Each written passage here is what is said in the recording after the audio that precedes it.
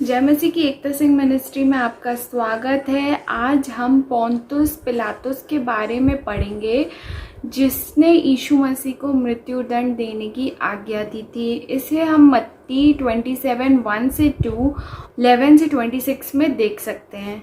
पिलातुस यहूदी का कठोर मन और हृदय वाला राजपाल था। कैसर महान का प्रतिनिधि था। महायाजक, फरीसी और हाकिमों ने यीशु मसीह को गिरफ्तार कर लिया था और कैसर महायाजक के पास लेके जाते हैं और उसके ऊपर झूठे मुकदमे चलाते हैं। उसके बाद वो पोंतुस पिलातुस के पास, हाकिम के पास लेके आते हैं यीशु मसीह को, क्योंकि मृत्युदंड देने का अधिकार सिर्फ रोमी सरकार के पास था। मुकदमे के लिए पिलातुस के पास एक ऐसे मनुष्य को लाया गया था जिसके बारे में वो कन्विंस्ड था, जानता था कि यीशु मसीह निर्दोष है और उसे फैसला सुनाना था। पहले यीशु मसीह को हेरोदेस राजा के पास भेजा और अपनी जिम्मेदारी बदलने की कोशिश की, किंतु फिर यीशु मसीह उसके सामने वापस लाए गए और अब उसे निर्णय लेना था। और उसकी अंतरात्मा, अंदर की आवाज़ उसे बता रही थी कि यीशु मसीह निर्दोष है, और लेकिन भीड़ के हुल्लड़ और दबाव की वजह से उसे डिसीजन लेना पड़ा। तो उसने पानी लेकर भीड़ के सामने हाथ धोया और कहा, मत्ती 27 के 24 में लिखा है, मैं इस धर्मी के लहू से निर्दोष हूँ, तुम ही जानो। पिलातुस ने हाथ धोकर ये जताया था कि इसकी जिम्मेदारी उसकी नहीं वरन भीड़ की है।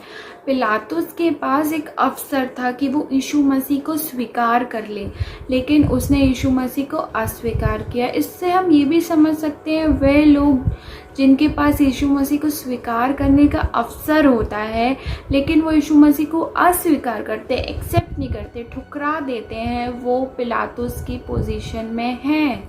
आइए देखें कि पिलातुस ने क्या क्या किया। पिलातुस ने यीशु को अस्वीकार किया, रिजेक्ट किया, जबकि उसके पास ऐसा करने का अवसर था। पिलातुस का सामना यीशु से हुआ और उसने पहचान लिया था कि यीशु कौन है। उसके पास अपॉर्चुनिटी थी कि यीशु को एक्सेप्ट कर ले, लेकिन उसने यीशु को सलीम पे, क्रूस पे चढ़ा दिया। कई बार लोग भी ऐसा करते हैं। आप इब्रानियों 3:7 पढ़ सकते हैं, 12:25 भी पढ़ सकते हैं, और ये एक बहुत ही गंभीर बात है कि हम यीशु को सलीम पे चढ़ा देते हैं। पिलातुस ने यीशु मसीह को अस्वीकार कर दिया था। वह जानता था कि वह गलत कर रहा है। यीशु मसीह को उसने अनजाने में अस्वीकार नहीं किया था, वह भली भांति जानता है कि वह यीशु मसीह बेगुनाह है। लूका 23:4 में लिखा है, जब पिलातुस ने प्रधान याजकों और लोगों से कहा, मैं इस मनुष्य में कोई दोष नहीं पाता।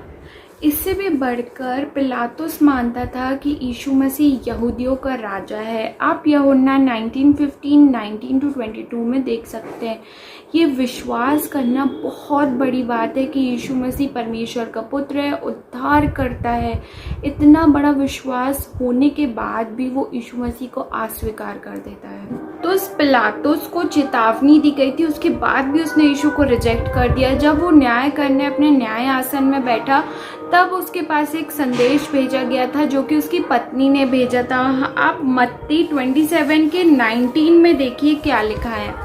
उसमें लिखा है, जब वह न्याय की गद्दी पर बैठा हुआ था तो उसकी पत्नी ने उसे कहला भेजा, तू इस धर्मी के मामले में हाथ न डालना, क्योंकि मैंने आज स्वप्न में उसके कारण बहुत दुख उठाया है। ये चेतावनी पाने के बाद भी वो यीशु मसीह को रिजेक्ट कर देता है। पिलातुस ने सोचा कि वो यीशु को ठुकरा कर उससे छुटकारा पा सकता है। उसने यीशु को परखने के लिए पहले यहूदी और फिर हेरोदेस राजा के पास भेजा और अपनी जिम्मेदारी से बचना चाहा।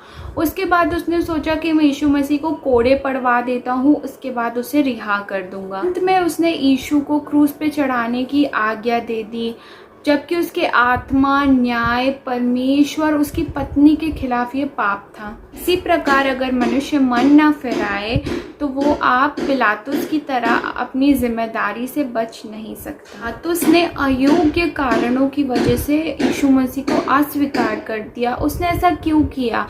पद से प्रेम और मनुष्यों का भय, उसमें साहस की कमी थी। पिलातुस ने यीशु का अस्वीकार कर दिया और ऐसा करके उसने अपनी मृत्यु पर मोहर लगा दी। इस घटना के कुछ समय बाद उसे यरूशलेम से हटा दिया गया और उसने आत्महत्या कर ली। यूहन्ना 3:18 में लिखा है, जो उस पर विश्वास करता है उस पर दंड की आज्ञा नहीं होती, परंतु जो उस पर विश्वास नहीं करता वह दोषी ठहरा चुका, इसलिए कि उसने परमेश्वर के इकलौते पुत्र के नाम पर विश्वास नहीं किया। तो जब आपका सामना वचनों के द्वारा यीशु से होता है तो आप क्या करते हैं? उसे स्वीकार करते हैं या अस्वीकार? आप उसे अपने जीवन का स्वामी बनाते हैं या उसे आप सूली पर चढ़ाते हैं? अपने आप को जांचे। यूहन्ना 3:26 में लिखा है, जो पुत्र पर विश्वास करता है अनंत जीवन उसका है, परंतु जो पुत्र की नहीं मानता वह जीवन को नहीं देखेगा, परंतु परमेश्वर का क्रोध उस पर रहता है। इस छोटे से वचन को सुने जाने पे परमेश्वर आपको बहुत सारी आशीष दे। आमीन।